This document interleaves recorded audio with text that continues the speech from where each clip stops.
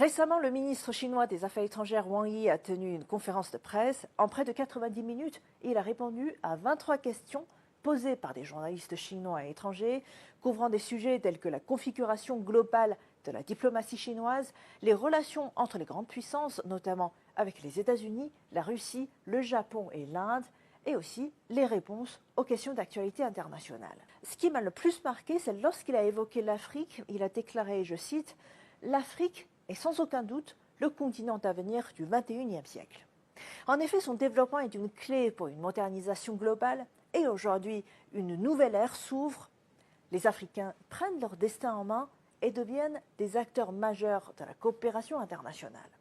Pour soutenir cette dynamique, écouter leurs besoins et y répondre est essentiel. Des projets concrets illustrent bien cette collaboration.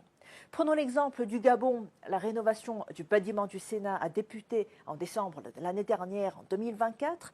Mené par l'entreprise chinoise CCECC, ce chantier de 20 mois modernisera l'infrastructure électromécanique, les systèmes anti-incendie et aussi des espaces intérieurs.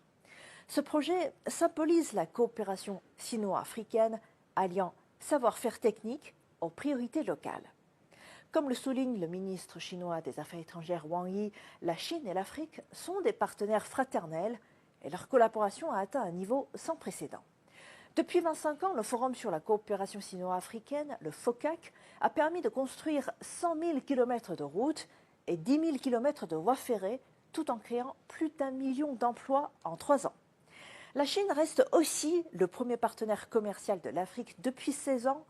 Depuis l'année dernière, de plus, la Chine applique son régime de zéro tarif sur 100% des produits taxables en provenance de 33 pays africains, ouvrant ainsi encore davantage son marché aux produits africains. Des piments du Rwanda, des avocats du Kenya, des ananas du Bénin, l'huile de palme du Gabon voyagent désormais à travers des océans pour parvenir jusqu'aux tables chinoises. En conclusion, la modernisation de l'Afrique profite à tous, que ce soit par la rénovation d'un bâtiment au Gabon, la construction de routes ou encore l'innovation agricole. Chaque initiative renforce l'autonomie du continent et ensemble, construisons un avenir où l'Afrique rayonne pour le bien de l'humanité entière.